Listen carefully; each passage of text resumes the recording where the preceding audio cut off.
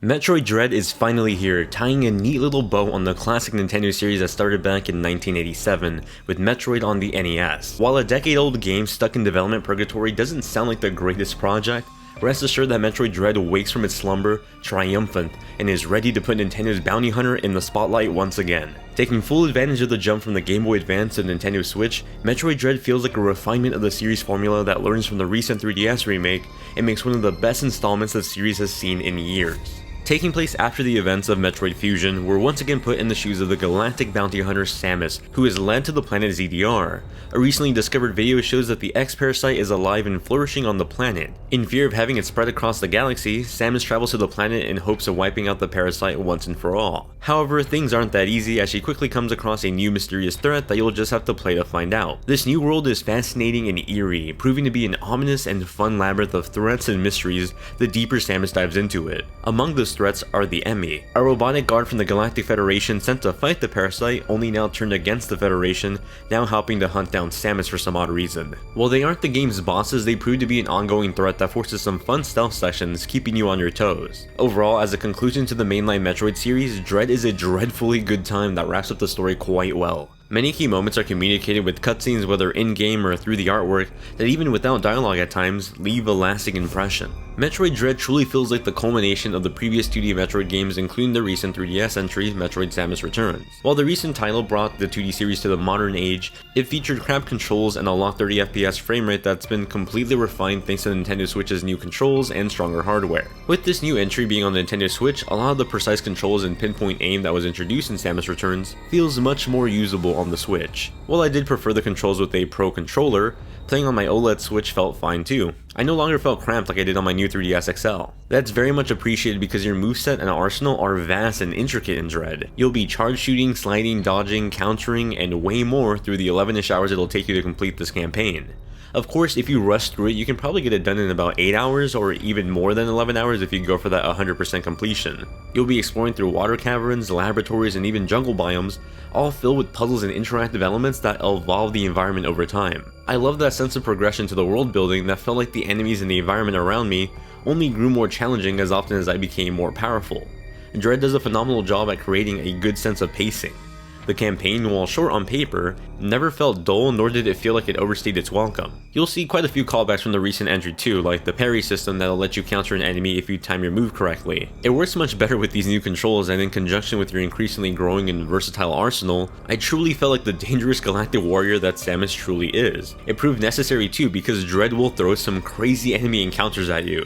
The new Emmy sections act as fast-paced and thrilling stealth action sequences. You essentially enter a one-hit insta-death area where if the Emmy robot chasing you catches you, you're pretty much dead. You do have a chance to counter, but if you miss, you'll immediately be transported to the prior area. While the suspense dwindled over time, they did prove to be a challenge at times and often had me thinking quickly on my feet as I raced to the next safe area. What I really loved in Dread were the boss encounters that offered a mix of memorizing patterns, using a new skill that you just unlocked, or finding a new weak point on them. These bosses were these Goliath-looking cinematic set pieces in comparison to the rest of the game that just felt so amazing. Some of these can get pretty tough and even had me repeating them over and over again to finally feel that sweet sense of victory after a long fought run. Overall, Metroid Dread only further proves why the genre was named after Metroid in the first place. Dread masterfully captures that sense of exploration, powerful new abilities that in return introduce challenging yet fun puzzles, wrapped up in an interesting story with some even better feeling gameplay. Metroid Dread performs beautifully with higher metrics than I'd expect out of a higher end Switch game running at 60 frames per second.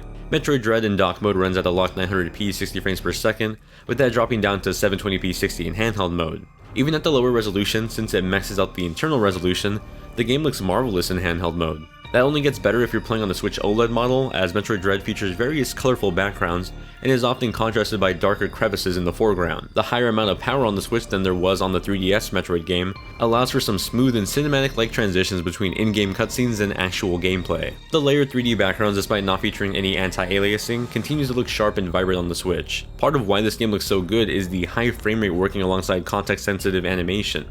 You'll be challenged to find moments where Samus begins to clip through objects.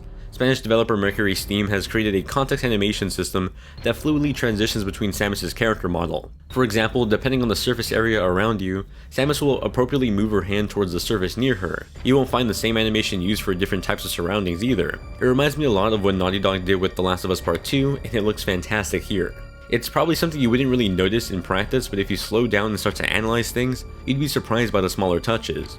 For example, the atmospheric tones from the way the water works, the fog lingering in the background, to the light leaking in the surface of the planet. It helps create this eerie ambience that leads to tones of despair and curiosity, something that the Metroid series is all too familiar with. I think Mercury Steam did a phenomenal job capturing that and conveying that spooky yet fun sense of exploration a lot of fans seek out of the series. Part of capturing that eerie ambience comes from the music direction and the sound design in Metroid Dread.